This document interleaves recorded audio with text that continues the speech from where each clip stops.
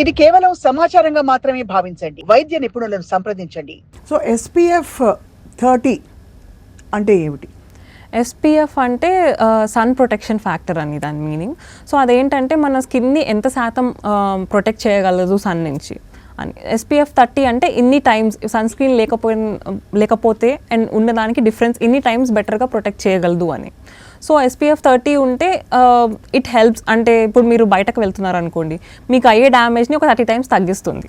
Okay, so అది పెట్టుకోవడం and అది రీఅప్లై చేసుకోవాలి. లైక్ ఎవ్రీ 3-4 అవర్స్కి రీఅప్లై చేసుకోవడం అనేది it helps in skin health అనమాట. మామూలుగా కాస్మెటిక్స్లో మిక్స్ అయిన సన్ స్క్రీన్ ఉంటుంది కదా విత్ SPF, అది ఇస్ ఇట్ ఎఫెక్టివ్ ఎనఫ్ అండి?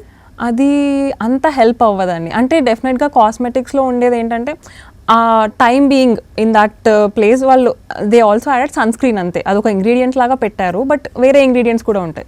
సన్ స్క్రీన్ సపరేట్గా పెట్టుకోవడం వల్ల ఏంటంటే అది ఇంకా బెటర్గా పనిచేస్తుంది. అంటే ఓన్లీ కాస్మెటిక్స్లో ఉన్నది అంత హెల్ప్ అవ్వదు. కాబట్టి విడిగా సన్ స్క్రీన్ ఇంటి పట్టున ఉన్నా కూడా నార్మల్ UVA UVB ఎక్స్పోజర్కి కూడా ఇంట్లో కూడా పెట్టుకోవాలని అడ్వైస్ చేస్తారు చాలామంది. అంటే ఇప్పుడు ముందులాగా లేదు, విజిబుల్ లైట్తో కూడా వీ కెన్ సీ డ్యామేజ్. యాక్చువల్గా ఇది అంతగా తెలిసిన కాన్సెప్ట్ కాదు, ఓన్లీ UVA IR రేడియేషన్ ఇవే అనుకుంటాం, బట్ యాక్చువల్లీ విజిబుల్ లైట్ వల్ల కూడా మనకి డ్యామేజ్ అవుతుంది. అంటే డెఫినెట్గా తక్కువ level when compare to UV radiation, కానీ డ్యామేజ్ అయితే ఉంటుంది.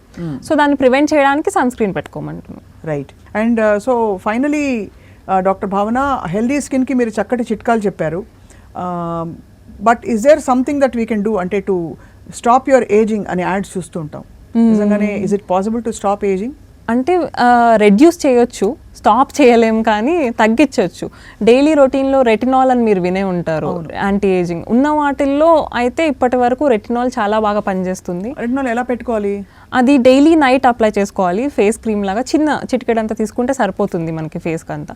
అదేంటంటే యాంటీ ఏజింగ్ డైలీ రొటీన్లో మనం ఇంక్లూడ్ చేయగలిగితే ఈవెన్చువల్లీ మిగిలిన వాళ్ళతో కంపేర్ చేస్తే మనకు కొంచెం ఏజింగ్ ఫీచర్స్ తక్కువ కనిపిస్తాయి అనమాట రెటినాల్ వల్ల. రెటినాల్ రాసుకున్న వాళ్ళు సన్ స్క్రీన్ రాసుకోకపోతే చాలా డ్యామేజ్ అవుతుంది. కంపల్సరీగా సన్ స్క్రీన్ రాసుకోవాలి. సో అది చాలా ఇట్స్ డబుల్ ఎడ్జ్డ్ స్వోర్డ్. కత్తికి రెండు వైపులా పదునున్నట్టు.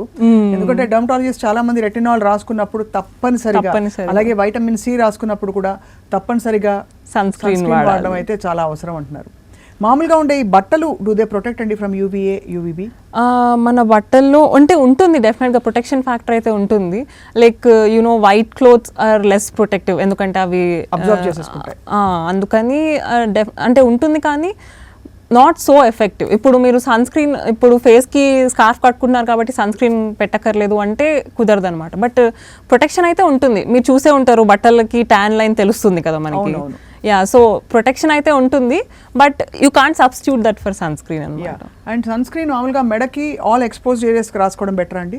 అవునండి, అన్ని ఎక్స్పోజ్. హ్యాండ్స్కి మనం ఎవరు చెప్పరు, అంటే చాలా ఫ్రీక్వెంట్గా మర్చిపోతూ ఉంటాము, కానీ ఇంపార్టెంట్ ఏంటంటే ఫేస్తో పాటు నెక్ అండ్ హ్యాండ్స్ కూడా ఈక్వల్లీ ఇంపార్టెంట్.